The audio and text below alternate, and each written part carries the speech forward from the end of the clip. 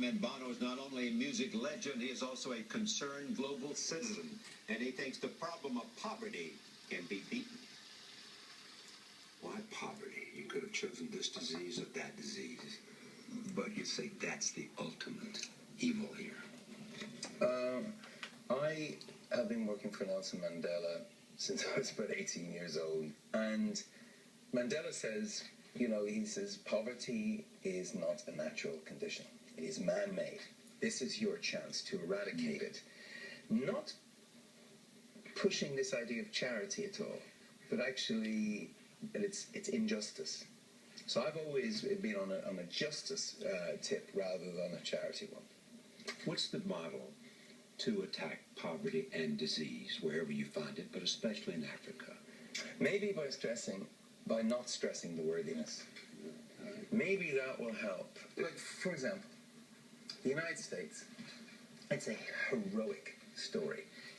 You are way out in front in the fight against AIDS. Of the 8 million people, over 8 million people that are on antiretroviral drugs, most of them are alive because of America. Do Americans know that, Charlie?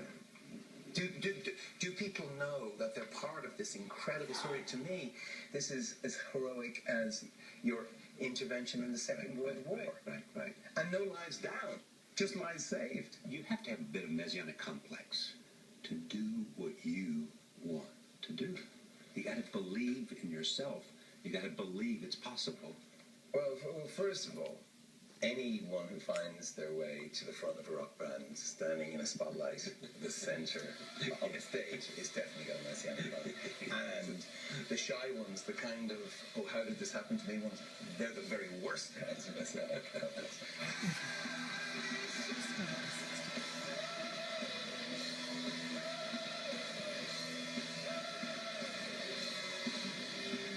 I am a salesman.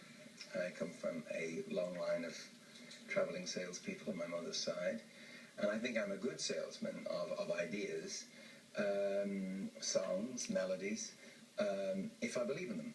People getting out on the streets, getting organized, and fighting to eliminate extreme poverty is working. And that's the mission, because I believe if people understand it and see the successes of it, then they'll do more of it. I mean, I arrived as an activist. Social justice was part of U2's, agenda. This song is not a rebel song. This song is Someday, Bloody Someday. U2, how come it stayed on so long? What's the commitment that somehow keeps it the way it is? The chemistry of a rock and roll band. You're as good as the arguments you get. And I've got 3 of the greatest arguments on planet Earth in this band. And they're people of great integrity. Back in Dublin, what makes a songwriter? Ooh. And songwriter, I would consider that is, my drug of choice. That's the drug. That's for me the thing. I cannot believe, that you hear this melody line in your head and you sort of take it down and you find words for it and an arrangement for it, and next thing you know, you can be in a car in Tokyo and it's on the radio.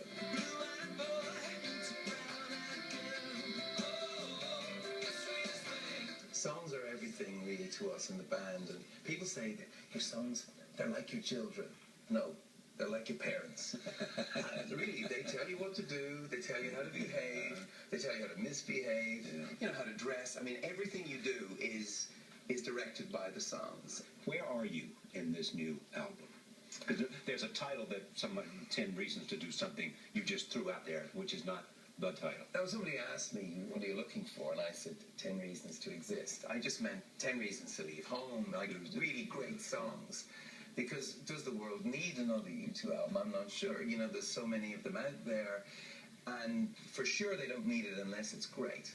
Do both of these things we've been talking about today, music on the one hand, and some commitment to make a better world, do they feed each other? I know how fact-based you are, but there is also poetry. And does that influence what you hope to do? Yeah, it must. And if music played a role for me, it's probably as a kid listening to music, having, you know, Bob Dylan or John Lennon or, you know, Bob Marley later, you know, whispering words of dissent and encouragement into my ear. What I got from their music was a simple idea that the world outside the window was not fixed, and that it was more malleable than everyone else is telling you. We're telling you that the world can be changed, and that you must change too. Sometimes people say, oh, you know, they play Imagine. I don't play that song. That's the only John Lennon song I don't like. Say, what do you mean it's a hymn to universalism or really again? I said, no, I just don't like what I love so many things about John Lennon. You know, he wrote the blueprint. But imagining wasn't one of them. I'm more about doing, more about actions, more about building, following my nose, following my curiosity to understand people better, understand the world better, understand myself better.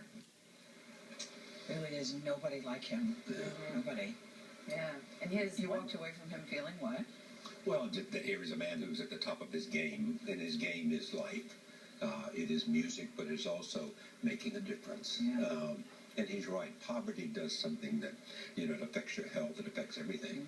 You know, and what he does is he uses his own celebrity to go butt heads with people in power. What were you going to say, Nora? Yeah, his One campaign, which is how he does this, is incredible. Right. Yeah. All right, you can see the full interview with Bono on Charlie Rose. You know, he has another show tonight on PBS.